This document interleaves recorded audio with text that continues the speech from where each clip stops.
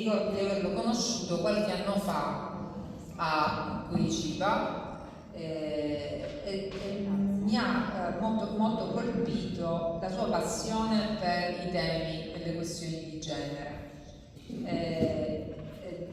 È uno studioso, è un magistrato. Ora ricordo che io non leggerò tutto il curriculum perché è enorme. Diciamo, il suo curriculum è molto prestigioso, è una mente, come dire, giuridica di livello, perché io ho avuto modo di vedere il suo libro, mi ha donato il suo libro, la copertina del libro di Edoardo Cambi è nelle slide, quindi dobbiamo vedere le slide poi giusto per il libro. Dove sono le slide, Edoardo? Aspetta. Come si chiama le slide? Ed è questo il titolo, però io non parlo portoghese, quindi lo leggerò male. Direito das famílias con perspectiva di genere, non lo so, genere.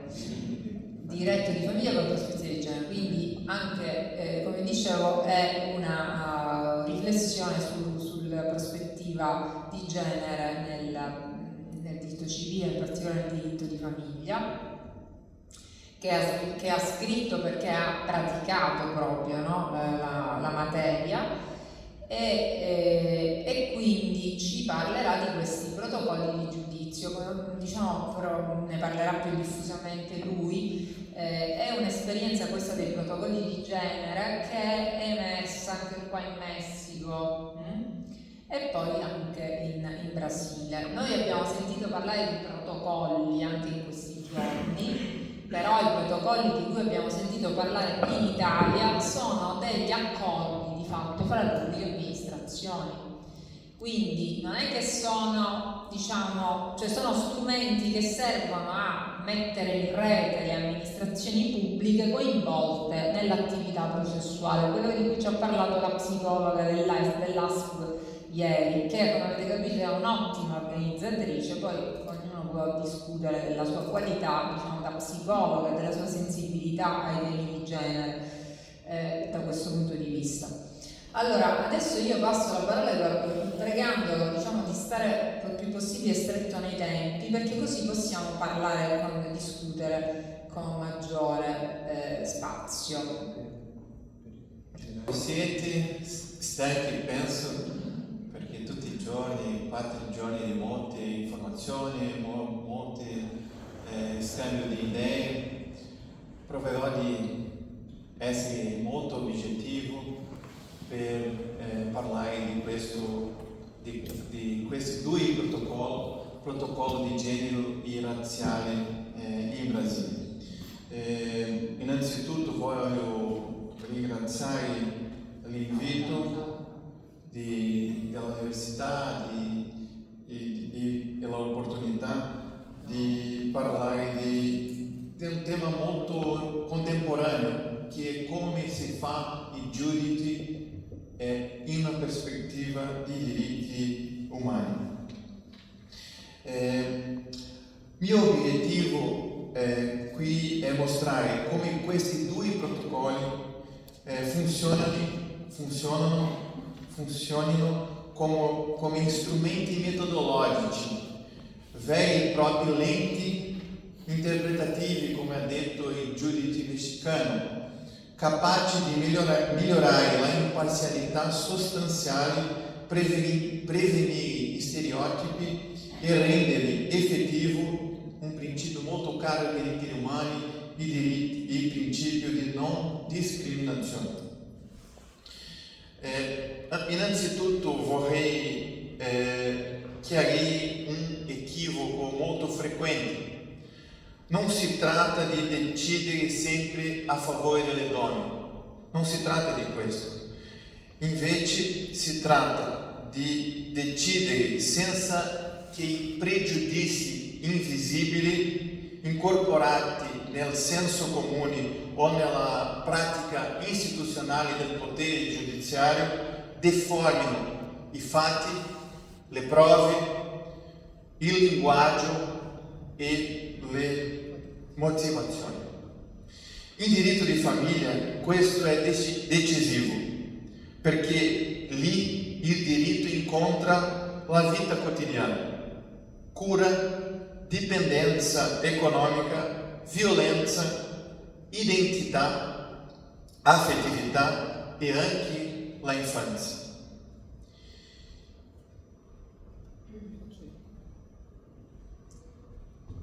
Per capire questi due protocolli e come loro nascono, dobbiamo partire da due condanne dal Brasile alla Corte Interamericana di Diritti Umani. Nel primo caso di femminicidio, Márcia Barbosa de Souza, dal 2021, Brasile è condannato e questo è il punto di partenza perché il Consiglio Nazionale della Giustizia brasiliana ha fatto questo protocollo. E l'altro protocollo più recente, il protocollo per giudicare con prospettiva razziale, viene dal 2024, dopo la condanna del Brasile nel caso di Santos Nascimento e Ferreira Gomes, un caso di razzismo strutturale nella relazione di lavoro. Questo è il protocollo per giudicare con prospettiva di genere.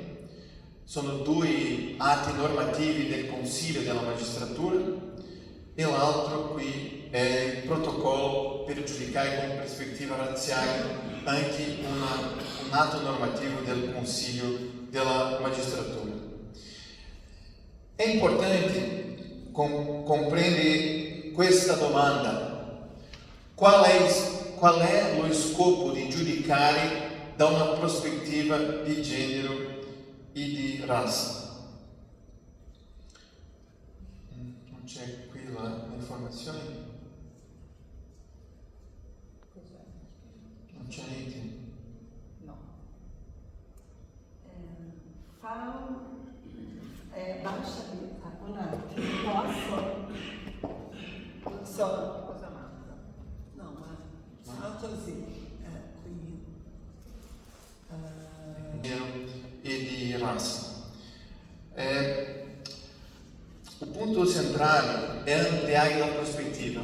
Come ha detto il giudice messicano, mettere un occhiaio diverso per guardare la realtà.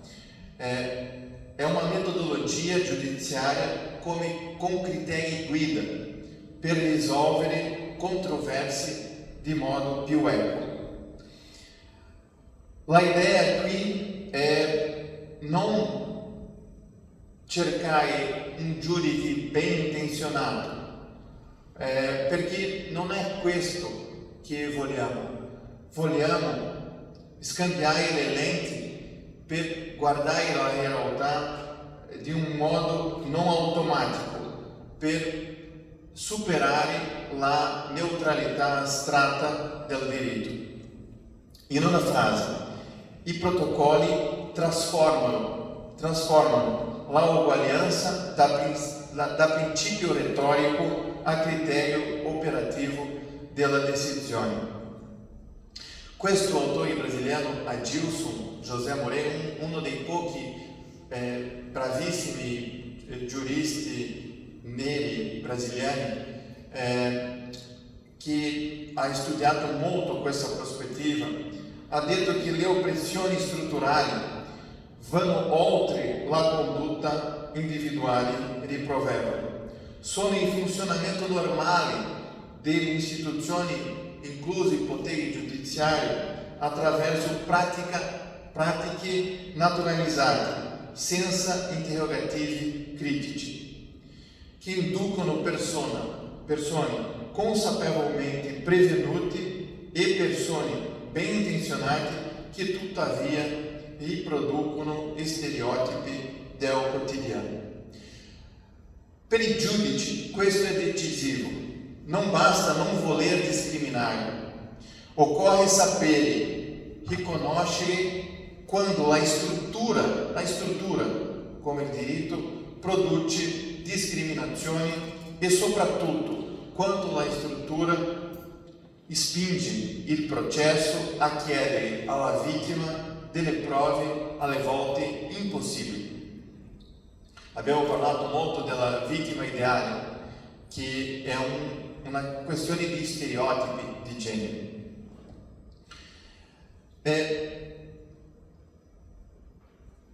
È importante parlare della colonialità, a colonialità del potere, a colonialità della conoscenza e la colonialità dell'essere,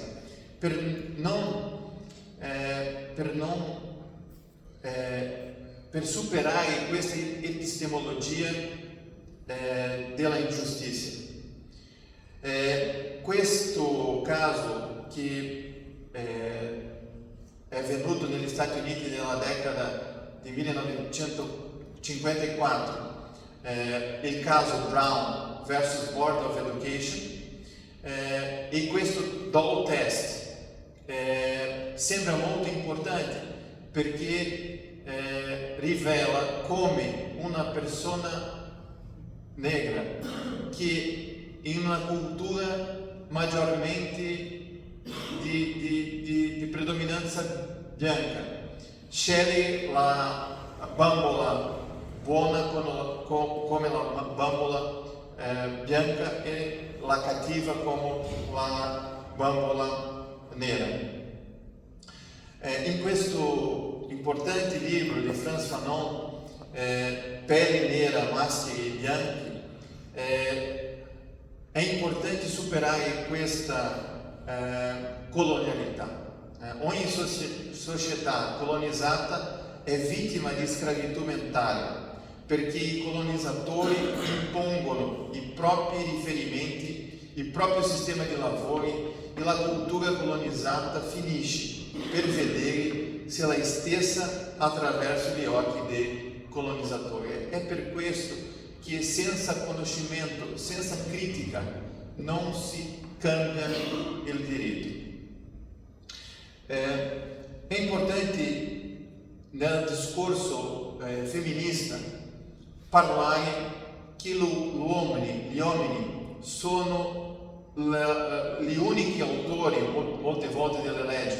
Stefani ha detto che l'85% del Parlamento brasiliano è fatto da uomini. Non so qui in Italia come è la divisione tra uomini e donne, ma se partiamo dalla Dichiarazione del diritto dell'uomo e del cittadino, che marca la rivoluzione francese, che è fatta soltanto dall'uomo e è riprodotta in tutte le legislazioni, si può avere un principio storico per capire questo problema. Invece, quando Olympe de Gouges, 2 anni dopo la Dichiarazione dei diritti dell'uomo e del cittadino, ha scritto la Dichiarazione della donna e della cittadina con cose che per noi oggi è una cosa molto facile di capire, però 2 secoli prima una donna per entrare nel scenario pubblico che era soltanto per l'uomo aveva molto coraggio per dire, per esempio, le donne nascono libere e mantengono gli stessi diritti dell'uomo. Per questo questa donna è uccisa alla ghigliottina, solo per questo, perché lei voleva occupare un luogo che era un luogo per l'uomo. E senti come questo è importante, perché i codici napoleonici di 1804 che ha influito in Italia, in Brasile e dappertutto, mette l'uomo come una funzione di proteggere la donna, come se la donna fosse una persona fragile che meritano essere protetta dall'uomo. e queste cose rimangono nel nostro subconsciente anche oggi e sostentano il patriarcato.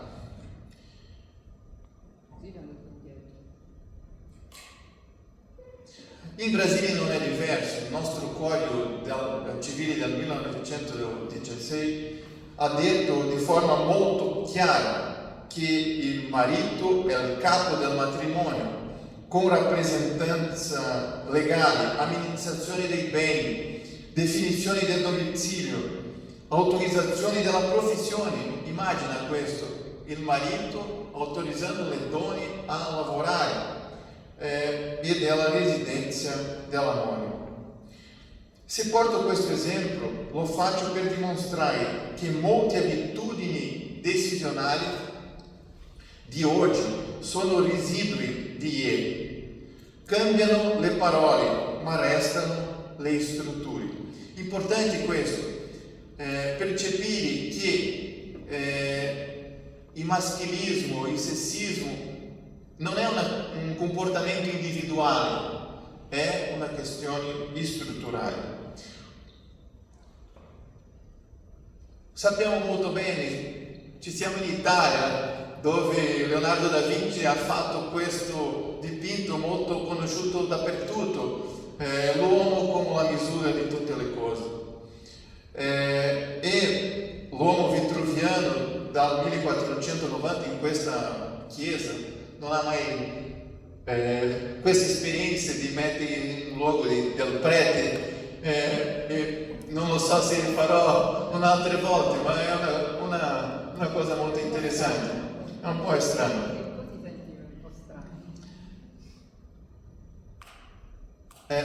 Il secondo sesso, è importante capire questa definizione, perché il soggetto universale è l'uomo bianco, l'uomo eterosessuale, l'uomo cisgênero e l'uomo proprietario, perché anche l'uomo bianco senza denaro non è nessuno in questa società di consumo.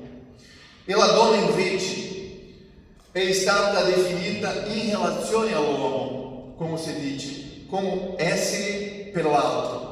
Quando si studia la cura dei figli, per esempio, si capisce molto bene che la donna è questo essere per l'altro. Questa è la chiave per comprendere il machismo strutturale e i suoi riflessi nei diritti di famiglia, non soltanto in diritto di famiglia, in diritto penale, in tutto il ramo di diritto. Chi cura, chi decide, chi controlla il patrimonio e chi definisce il normale è sempre l'uomo in questo paradigma. Da molto tempo fa Simone de Beauvoir, 1949, ha detto: la umanità è maschile e l'uomo definisce la donna non in se stessa, ma in relazione a sé. Il comportamento maschile, sessuale maschile, quando si capì la violenza di genere e anche lo stupro, è questo, la volontà soltanto dell'uomo. La donna non c'è volontà, ma non si considera la donna come un essere autonomo. Senti, mi chiamo Edoardo Cambi, la mia famiglia è venuta da Italia più di 100 anni fa per sfuggire di una situazione di fame, di povertà, e questa è la mia famiglia dopo la guerra, una famiglia molto grande, e guarda che la mia nonna e le sue sorelle avevano un destino predefinito, maternità, matrimonio e dedicazione alla casa. Non c'è altro scelta, è questo. Loro non hanno studiato, non hanno diventato avvocata, non hanno diventato giudici o altre cose, ma casalinghi, perché questo è il destino delle donne 70 anni, 80 anni fa.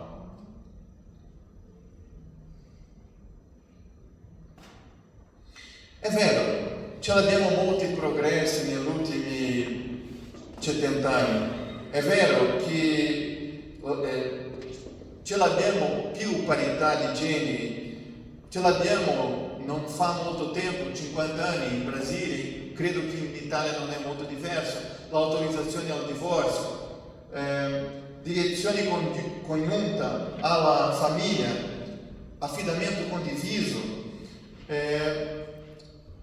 e superamento di molte discriminazioni storiche. Altrimenti i progressi normativi non eliminano automaticamente stereotipi e pratiche istituzionali. Nostro giudiziario è conservatrice perché la cultura è la cultura del patriarcato. Talvolta cambiamo le norme e ho imparato tantissimo questa settimana in Codice Rosso, tante cose tante decisioni importanti della Cassazione e della Corte dei diritti umani. Però resta invariata molte volte la cultura patriarcale della decisione. Senti, questa altra percezione delle Nazioni Unite, un rapporto recente dal 2023 che dice sembra che noi siamo qui, come si dice, una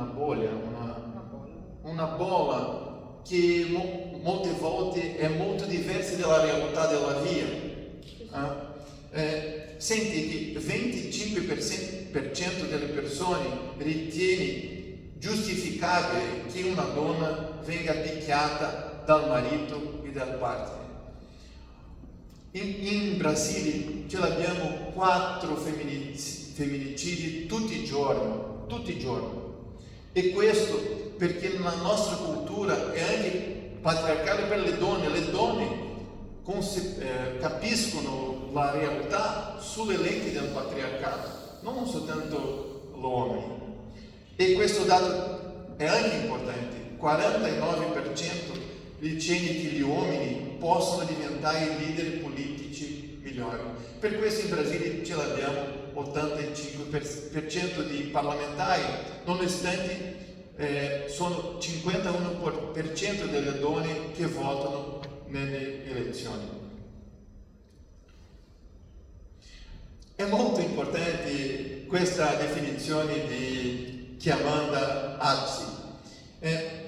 Non c'è una persona che sia quasi incinta, o una donna è incinta o non è incinta. Lo stesso è il femminismo, o si è femminista o non si è femminista. Questo discorso che si fa, lui è la testa e tu sei il collo, è la grammatica della subordinazione mascherata da armonia. Didatticamente, se accetto una gerarchia come naturale, poi la vedrò anche come ragionevole nelle sentenze e nelle altre decisioni giudiziarie. È importante dire che non si applica il protocollo perché ce l'abbiamo una donna. Ci sono alcuni filtri iniziali che abbiamo fare. Quali sono questi filtri? I giudici devono verificare se ci sono relazioni di potere asimmetriche, prima. Secondo, discriminazione di genere. Terzo, stereotipi di genere. E quarto, violenza di genere. Ci sono relazioni asimmetriche di potere.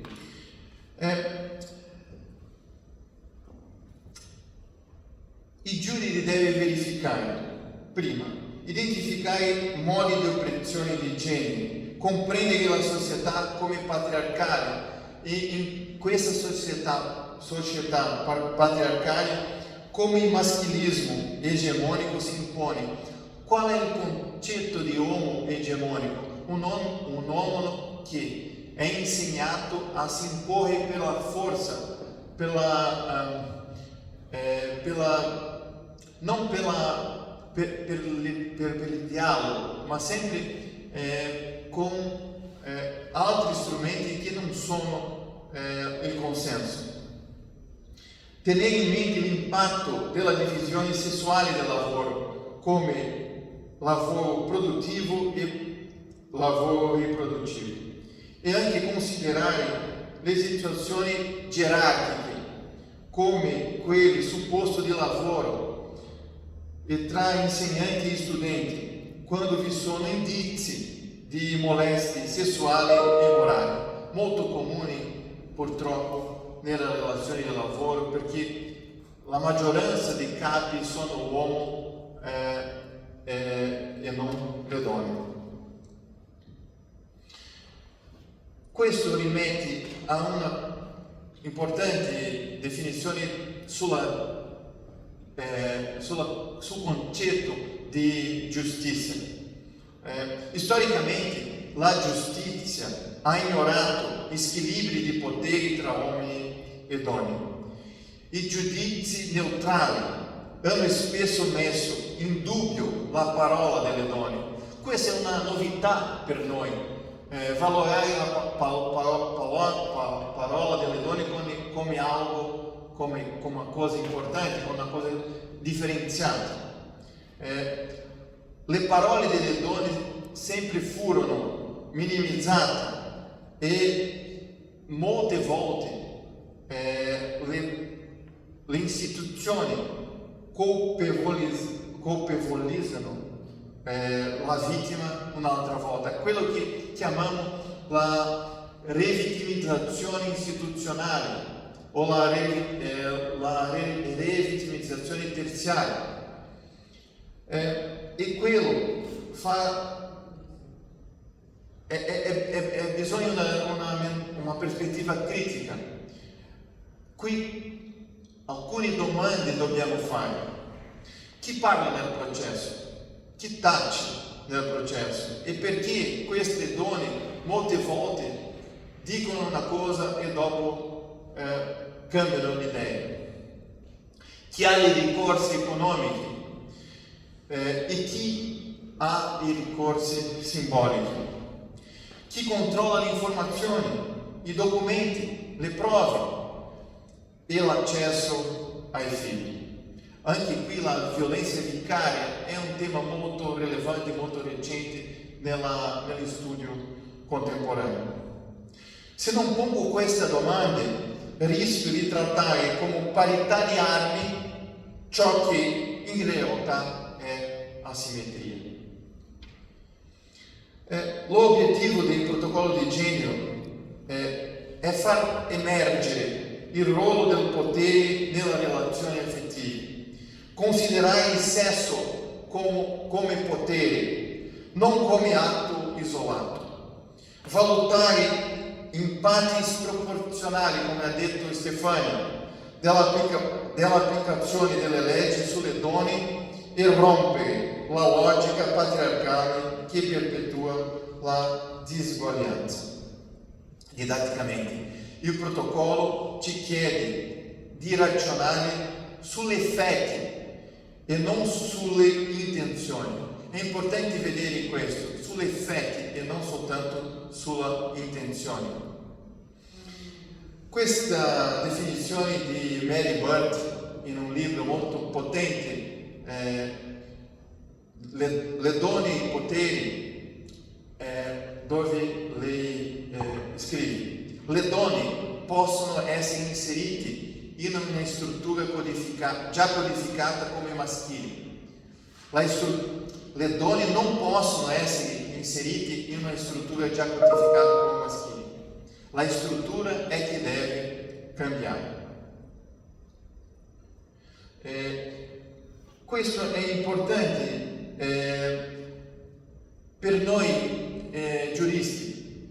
Non basta applicare norme, bisogna interrogare la forma della decisione, i criteri di credibilità, il linguaggio e la motivazione. Per esempio, se una donna denuncia violenza e io chiedo coerenza narrativa perfetta, la vittima perfetta, sto chiedendo l'impossibile. La paura e il trauma producono frammentazione. Bisogna ripensare il concetto di potere. Il potere tradizionale è visto come possesso, prestigio pubblico, sottomissione a leadership centralizzata. Pensare in un nuovo concetto di potere significa pensare in una pratica collaborativa, strumento di trasformazione sociale e impatto collettivo. Bisogna fare presente il concetto di riconoscimento che viene da Nancy Fraser. Le donne devono essere riconosciute come agenti politici e prese sul serio nel contesto di potere. Di diritto di famiglia, questo significa riconoscere la cittadinanza piena della donna, non solo come madre, non solo come coniuge, ma come persona autonoma, come dice la Corte Interamericana dei Diritti Umani, con un progetto di vita autonoma, un diritto al progetto di vita autonomo. Un esempio, queste 3 donne in Florida nel 2012 creano il movimento Black Lives Matter. Questo è il senso di potere, potere che trasforma, non è un potere che sommette, che fa la gerarchia. Per parlare di violenza di genere, la Convenzione Interamericana sui diritti umani, c'è un concetto per me che sembra una poesia. L'articolo 3 dice questo: ogni donna ha diritto a una vita libera dalla violenza. Stefania ha detto che è importante percepire libertà e uguaglianza insieme, no? Come concetti diversi. È molto interessante questo concetto. Una vita libera dalla violenza, sia nella sfera pubblica, e qui c'è la violenza politica. Abbiamo parlato di questa parlamentare brasiliana, e anche nella sfera privata. E traggo questa informazione che viene recentemente, un'informazione che ho visto che ha cambiato le leggi qui in Italia per punire di forma più severa il femminicidio. E questa artista plastica messicana, Elina Chauvet, ha fatto una esposizione con queste scarpe rose. Dietro ogni scarpa rosa c'è una vita concreta assassinata, per dimostrare che la pena per il reato di femminicidio dovrebbe essere severa. Ricordo anche una pensatrice italiana che mi piace molto, che è Michela Murgia, che è morta 2 o 3 anni fa, che dice che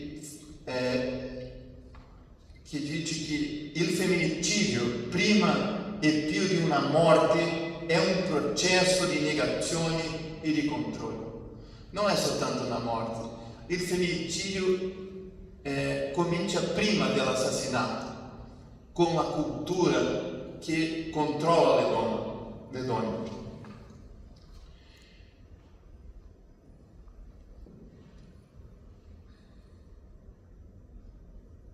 Ci sono molti esempi di violenza. Non ce l'abbiamo tempo per parlare di tutto questo. Sono esempi. La violenza fisica, la violenza psicologica, morale, sessuale, patrimoniale istituzionale che viene dal potere giudiziario, politica, procedurale, quando usiamo parole discriminative nel processo non per difendere una causa, ma per fare quello che chiamo di lawfare di genere. La violenza simbolica del linguaggio, la violenza digitale, la violenza vicaria. E anche come abbiamo visto qui, anche oggi, la microaggressione, che sono tantissime, man interrupting, man explaining, bot creating, slut shaming, gaslighting. Io lavoro in una sezione di diritto di famiglia che quando la giudice comincia a parlare, uno dei colleghi, uomo, non riesce a lei parlare, interrompe il discorso per le donne non parlare, le giudici donne non parlare. Questo è un esempio di microaggressione molto importante. Le donne non hanno rispetto con i pensieri delle donne. Sì, la violenza digitale è un altro tema molto importante, non ce l'abbiamo qui tempo per parlare di cyber stalking, molestia, incitamento all'odio, violenza sessuale digitale come la revenge porn, deepfake abusivi, violazioni della privacy e manipolazioni e estorsioni, come quello che chiamiamo di stelionato sentimentale. Non so se c'è questa espressione qui in Italia. Stelionato sentimentale, che è un delitto patrimoniale quando una donna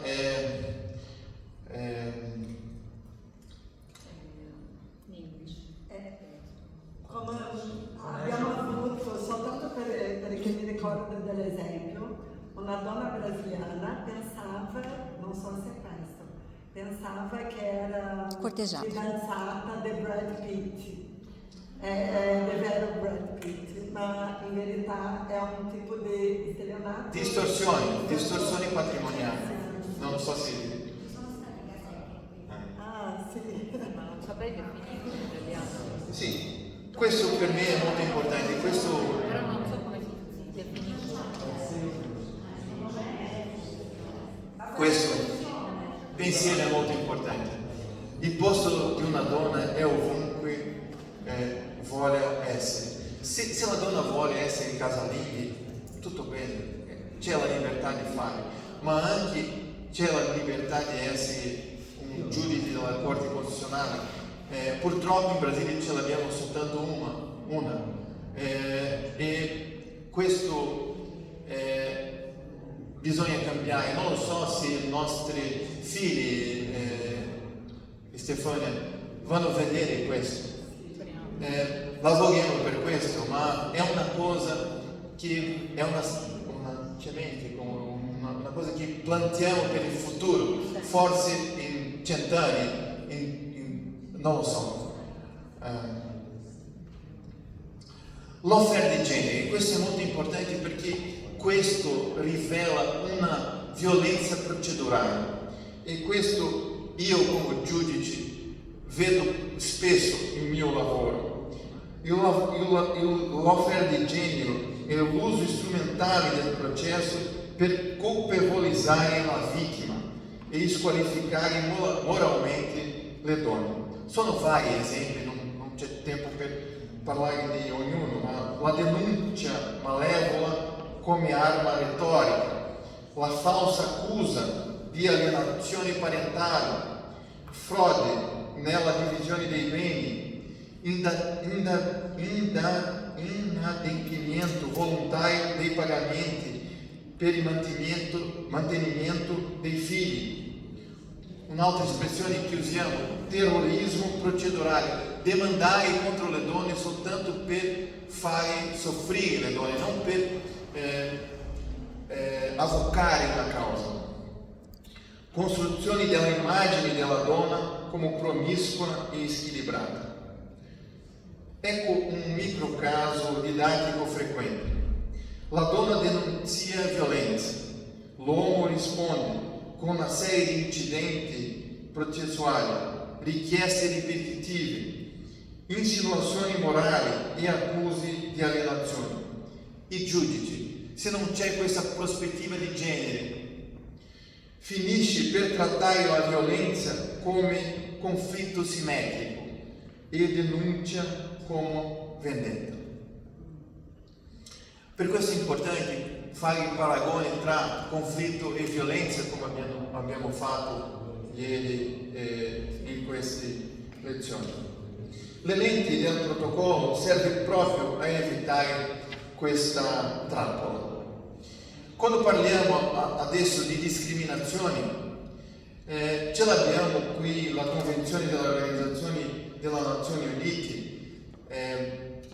nei confronti della donna, una convenzione del 1979 che c'è un concetto di discriminazione e dice che sono ogni distinzione, esclusione o limitazione basata sul sesso che comprometta il riconoscimento o l'esercizio dei diritti delle donne fondamentali su base di parità. È vero che ce l'abbiamo molti tipi di discriminazioni, dirette, indirette e multiple. Discriminazioni dirette come quella che c'è in questo esempio di Rosa Parks dal 1955, quando ha iniziato il movimento contro il razzismo negli Stati Uniti, dall'Alabama, non impiegare donne nere in certi posti di lavoro, divieto di frequentare certi luoghi come le scuole, nel caso Brown vs. Board of Education, e anche il diritto di matrimonio interrazziale, che è una questione di 70 anni fa, in termini storici è molto recente.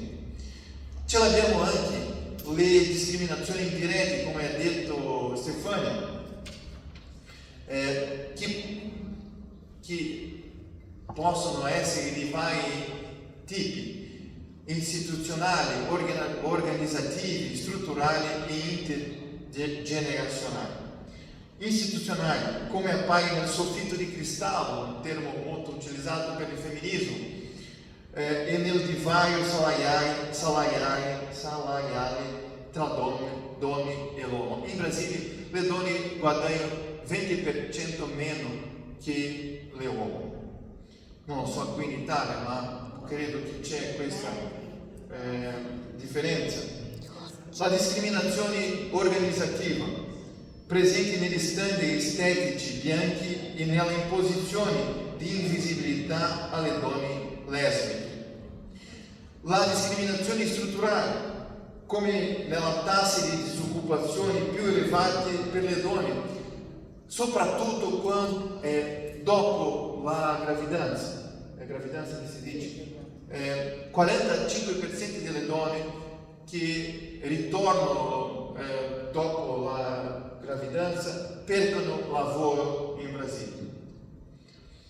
E anche la questione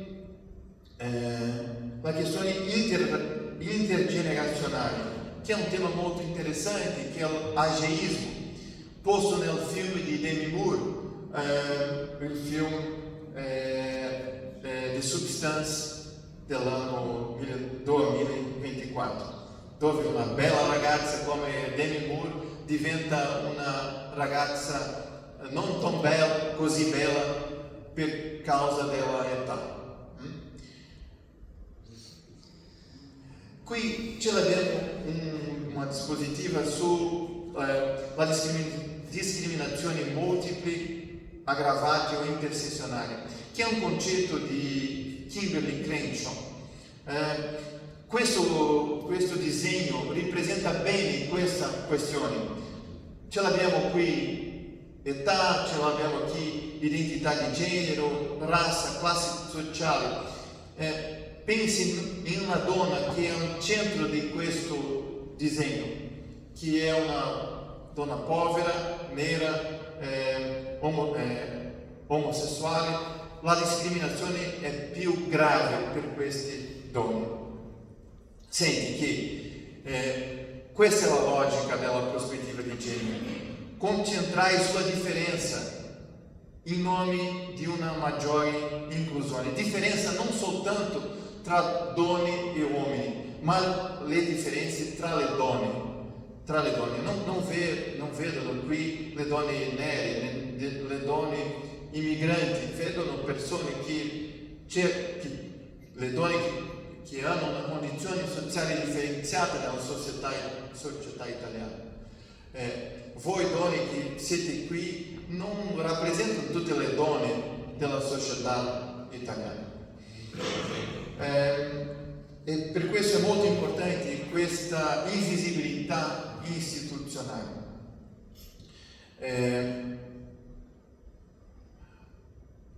Dobbiamo costruire un femminismo per il 99% delle donne, non soltanto per dire che 1% diventa, come in Italia, la prima ministra, non so se è buono o male, ma è una donna, ma questa non è la realtà nella politica, almeno nella politica brasiliana. Voglio parlare di più, però non ho tempo di parlare molto di più, per questo voglio passare questo video. Possiamo passare? Dobbiamo mettere da qua. No, non è qui, è in altro. In questo che io ho inviato nell'anello. Mi aiuti a uscire Sì, da sì, questo? sì. Perché io sono ST1S. Scusate, nel frattempo dovevo dire che il sistema del bando. E mentre la corsa trascorre, le obblighe delle donne sono più grandi con la famiglia, con la cura dei figli, e alla fine della corsa l'uomo vince la corsa.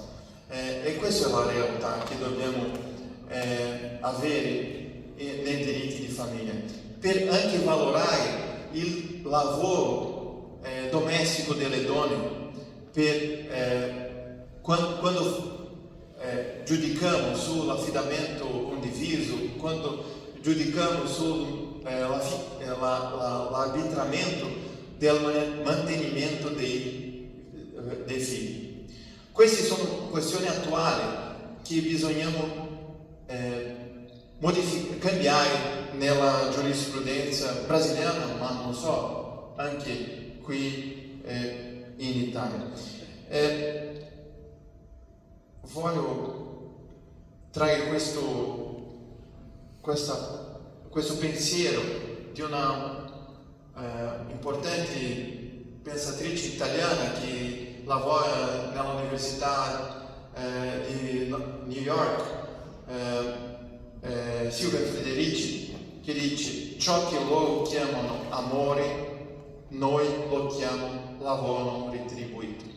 E questo è importante per superare il patriarcato, per superare questa mancanza di divisione equa nelle obbligazioni di cura dei figli e delle obbligazioni familiari.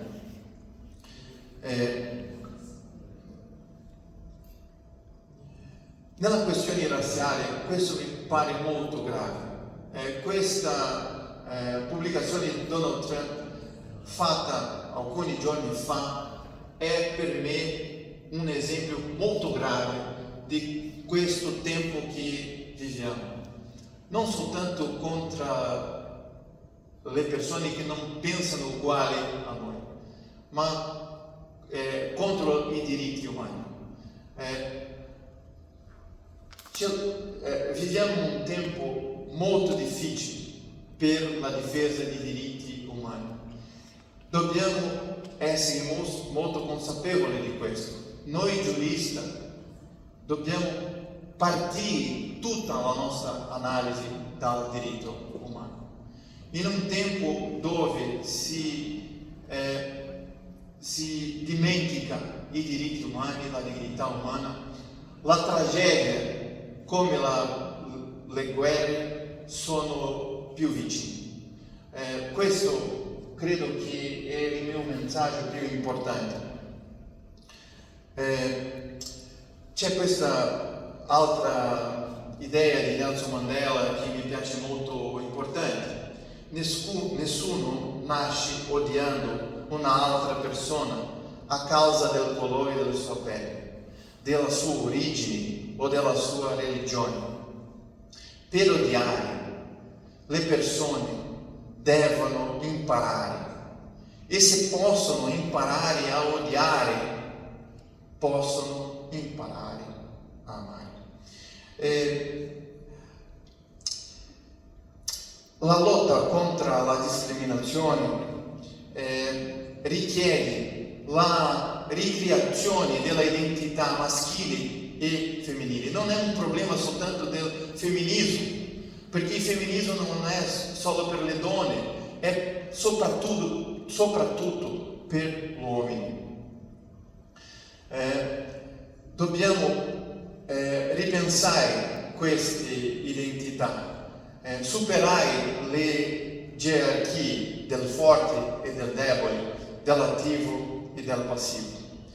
Differenze tra sesso o tra le origini etniche dobbiamo ripensare. Questo dovrebbero essere complementari. Tutti siamo persone, tutto uguali, indipendenti del nostro sesso o della colore della nostra pelle.